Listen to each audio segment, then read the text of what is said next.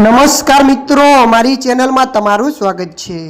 મિત્રો, અત્યારે હાલ ભૂકંપને લઈને એક મોટા દુઃખદ સમાચાર સામે આવી રહ્યા છે। જી હા મિત્રો, આપને જણાવી દઈએ કે વેનેઝુએલામાં બુધવારે બપોરે બે શક્તિશાળી ભૂકંપ આવ્યા હતા। પહેલો ભૂકંપ 7.2ની તીવ્રતાનો હતો। તેનું કેન્દ્ર કારકાસથી લગભગ 160 કિમી પશ્ચિમ અને ઊંડાઈ 13 કિમી હતી। થોડા મિનિટો પછી 7.5ની તીવ્રતાનો બીજો ભૂકંપ આવ્યો હતો। બીજા ભૂકંપનું કેન્દ્ર મોરન શહેરના દક્ષિણ પશ્ચિમ અને ઊંડાઈ 10 કિમી હતી।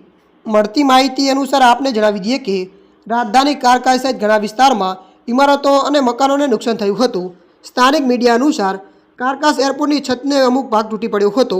કાટમાળ પડવાથી ધૂળનો મોટો ગુબારો ઉડતો દેખાયો હતો। મળતી માહિતી અનુસાર આપને વધુ જણાવી દઈએ કે આ છેલ્લા 126 વર્ષનો સૌથી મોટો ભૂકંપ છે। આ પહેલાં 1900માં 7.7ની તીવ્રતાનો ભૂકંપ આવ્યો હતો। યુએસ જીઓલોજીકલ સર્વે અનુસાર ભૂકંપમાં મોટી જાનહાની થઈ શકે છે। એજન્સી અનુસાર 10,000થી વધુ લોકોના મોતની સંભાવના 44% છે અને 1 લાખથી વધુ લોકોના મોતની સંભાવના 30% છે।